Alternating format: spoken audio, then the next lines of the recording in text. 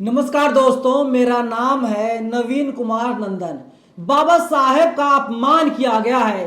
BJP के पूर्व केंद्रीय मंत्री सुब्रमण्यम स्वामी ने बाबा साहेब का अपमान किया है। सुब्रमण्यम स्वामी ने कहा बाबा साहब दलित नहीं बल्कि बाबा साहब पंडित थे, ब्राह्मण थे। सोचिए दोस्तों, ये भारतीय जनता पार्टी में पूर्व कानून मंत्री और न्याय मंत्री रह चुके हैं और इनकी सोच कितनी गिरी हुई है। बाबा साहब ने पूरी मनुस्मृति को जला दिया था। बाबा साहब ब्राह्मण व्यवस्था के पूरी तरीके से खिलाफ थे, लेकिन ये आदमी बाबा साहब को ब्राह्मण बता करके बाबा साहब का अपमान करने का काम कर रहा है। और अब ये जो चिंगारी भड़की है दोस्तों, सोशल मीडिया पर हर कोई यही कह रहा है स्वामी तुम माफी मांगो। देखिए, पत्रकार दिलीप मंडल ने एक के बाद एक करके कई ट्वीट किया है और वे हर एक ट्वीट में कह रहे हैं स्वामी तुम माफी मांगो। दिलीप मंडल ने ट्वीट किया है समर्थन कीजिए। सुब्रमण्यम स्वामी ने बाबा साहब को ब्राह्मण कहकर बाबा साहब की पूरी वैचारिक विरासत, उनकी तमाम रचनाओं का अपमान किया है। स्वामी को छोड़ना नहीं है, वरना जैसे तथागत गौतम बुद्ध को विष्णु बता रहे थे वैसे ही कल बाबा साहब के लोग ब्राह्मण बना देंगे।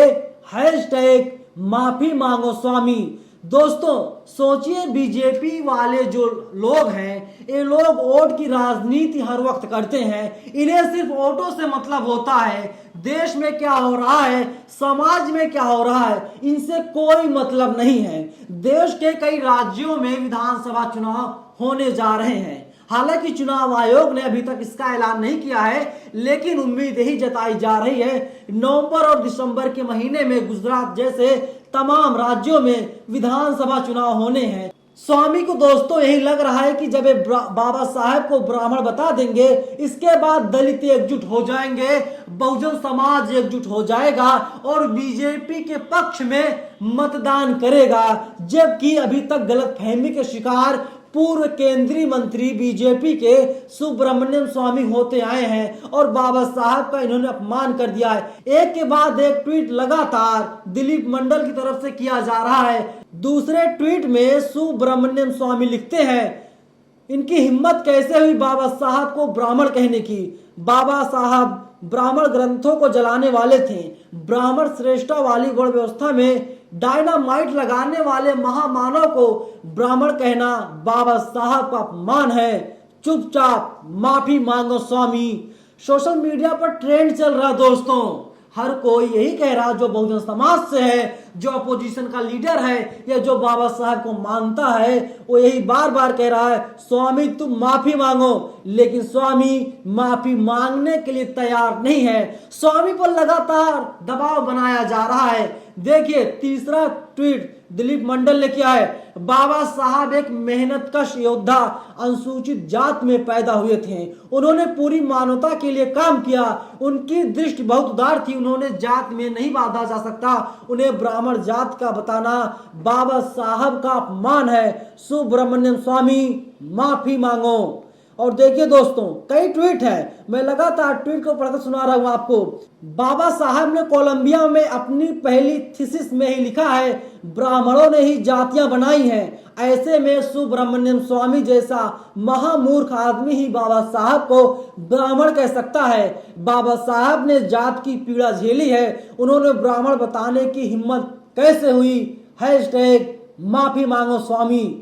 बताइए दोस्तों, जो व्यक्ति, जो महापुरुष पूरे मनुस्मृति को जला देता है, ये ब्राह्मण जो थे उस वक्त के, जो खुद को पंडित बताते थे, इन लोगों ने लोगों को अलग अलग जातियों में बांट दिया। बाबा साहब ने कहा था ये जाति व्यवस्था एक ऐसी इमारत है, आप पैदा होने के बाद मरते दम तक आप शूद्र ही रहेंगे अगर आप शूद्र घर में पैदा हुए हैं। साथ ही बाबा साहब ने भी कहा था अगर आप पैदाइशी ब्राह्मण हैं और मरते दम तक आप ब्राह्मण ही रहेंगे, क्योंकि ब्राह्मणों ने ऐसी व्यवस्था बना दी है। सोचिए दोस्तों, आप कितने भी अच्छे कर्म कर लीजिए, लेकिन अगर आप शूद्र घर में पैदा हो गए हैं तो आप मरते दम तक शूद्र ही रहेंगे। आप कितने भी अच्छे काम कर डालिए, कभी आप ब्राह्मण नहीं हो सकते। बाबा साहब इसके खिलाफ थे। बाबा साहब इसके खिलाफ पुरजोर आवाज उठाते थे, मुखर होकर के आवाज उठाते थे, लेकिन चंद वोटों के लिए ये सुब्रमण्यम स्वामी बाबा साहब को अपमानित करने का काम लगातार कर रहा है। दोस्तों देखिए, वहीं मंडल ने अगला ट्वीट किया है। बाबा साहब ने एनिहिलेशन ऑफ कास्ट में साफ लिखा है, ब्राह्मण कभी जाति व्यवस्था को खत्म नहीं करेंगे, क्योंकि जाति व्यवस्था ही उनके सर्वोच्च होने का अधिकार है। फिर सुब्रमण्यम स्वामी ने किस आधार पर बाबा साहब को ब्राह्मण कहा, जवाब दो। कोई जवाब नहीं दिया जा रहा। दोस्तों, एक ट्वीट किया था मंडल ने 28 अगस्त यानी कल की डेट में सुबह 11 बजे के आसपास। 24 घंटे से ज्यादा का वक्त हो गया, लेकिन स्वामी की तरफ से अभी तक कोई आधिकारिक बयान नहीं आया है। जब यानी माता पिता की जात के आधार पर बोलना है तो बाबा साहब को महार बोलिए, नागवंशी बोलिए, बौद्ध बोलिए, सबसे बढ़कर के उन्होंने अपनी जो पहचान बताई थी वह यान उन्हें भारतीय बोलिए। बाबा साहब जैसे महामानव को ब्राह्मण कहने की हिम्मत सुब्रमण्यम स्वामी को कैसे हुई? दोस्तों, तमाम ट्वीट्स ऐसे हैं दिलीप मंडल के, जो दिलीप मंडल मुखर होकर के आवाज उठा रहे हैं और दिलीप मंडल कह रहे हैं स्वामी तुम माफी मांगो, लेकिन स्वामी है ये माफी मांगने के लिए तैयार नहीं है। दोस्तों, लोग लगातार अपने कमेंट्स भी लिख रहे हैं। लोग कमेंट करके यही कह रहे हैं कि ब्राह्मणों ने बहुत बड़ा आपराधिक दुष्प्रचार किया है कि बाबा साहब अंबेडकर के टीचर ने उन्हें अंबेडकर सरनेम दिया। देखिए दोस्तों, बलवंत कुमार कल्याण नाम के ट्विटर यूजर हैं, इन्होंने लिखा है ब्राह्मण कभी भी बाबा साहब नहीं बन सकते, हैशटैग माफी मांगो स्वामी। देखिए दोस्तों, लोग अपनी अपनी राय रख रहे हैं और हर कोई यही कह रहा है स्वामी तुम माफी मांगो, तुमने बाबा साहब को ब्राह्मण कैसे बता दिया। अब आप लोग दोस्तों खुद बताइए, किसी मंदिर में कोई दलित पुजारी नहीं है, वहां पर ब्राह्मणों का ही अधिकार है, ब्राह्मण ही वहां पर जाकर के पूजा करता है। आजादी के 75 साल हो गए, दलितों को अभी तक हक नहीं मिल पाया। जो अधिकार दलितों को बहुजनों को मिलना चाहिए था, जिस अधिकार के लिए बाबा साहब लड़ते रहे, बाबा साहब ने संविधान बना दिया, लेकिन ये स्वामी जैसे तथाकथित नेता, स्वामी जैसे तथाकथित पाखंडवाद, ये लोग यही करते हैं, वोट बैंक के लिए बाबा साहब को मोहरा बनाते हैं। ये लोग दलितों की ये लोग दलितों के वोट बैंक पर अपनी राजनीति चमकाने का काम करते हैं, उस पर निशाना साधते हैं और सोचते हैं इस तरीके की बयानबाजी करके दलित समाज एक होकर के बीजेपी को ओर कर देगा। लेकिन किस गलतफहमी में स्वामी आप जी रहे हो, आपकी सोच बहुत गिरी हुई है, इसीलिए आप बाबा साहब को ब्राह्मण बता रहे हो। दोस्तों आप लोग खुद बताइए, बाबा साहब देश के इकलौते महामानव ऐसे थे, इकलौते महापुरुष ऐसे थे जो चाह रहे थे जातियों को खत्म कर दिया जाए, लेकिन कुछ नहीं हुआ।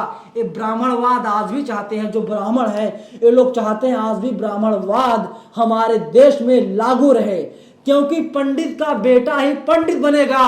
और इसी के जरिए दोस्तों, इसी के तहत आपको पता होगा, जज का बेटा जज बन रहा है, वकील का बेटा वकील बन रहा है, लेकिन दोस्तों दलित का बेटा मजदूर बन रहा है, क्योंकि ये लोग दलितों के हक और अधिकार को छीनने का काम कर रहे हैं। जिस अधिकार की बाबा साहब बात करते थे, उस अधिकार को दलितों को नहीं दिया जा रहा है, दलितों को अपमानित किया जा रहा है, परेशान किया जा रहा है। दोस्तों आपको मैं फ्लैशबैक में लेकर चलता हूं। आपने देखा था, आपने सुना भी होगा जालौर कांड के बारे में। जालौर में क्या हुआ था, इंद्र मेघवाल नाम का एक बच्चा था जो दलित समुदाय से आता था। उसकी गलती सिर्फ इतनी थी, उसने मटके से पानी पी लिया था।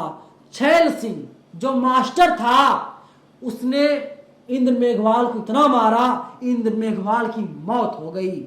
सोचिए दोस्तों, अभी तक जो व्यवस्था है, जाति व्यवस्था है, वर्ण व्यवस्था है, अभी तक ये खत्म नहीं हुई थी। बाबा साहेब इसके खिलाफ लगातार लड़ाई लड़ते रहे, लेकिन ब्राह्मण अभी भी कहता है ब्राह्मणवाद देश में लागू रहना चाहिए। तभी हम लोगों का भला होगा। अगर ब्राह्मणवाद जिस दिन भारत देश से खत्म हो गया, उसी दिन ये ब्राह्मण अपना बुरिया बिस्तर बांधेंगे और देश से चलता बनेंगे लोग जहां से आए थे। लोग ऐसा कहते हैं दोस्तों, लेकिन बाबा साहब का अपमान हुआ है। हर कोई, हर जो जागरूक नागरिक है, हर कोई यही कह रहा है, स्वामी तुम माफी मांगो। देखना होगा कि क्या स्वामी माफी मांगेंगे या फिर नहीं मांगेंगे।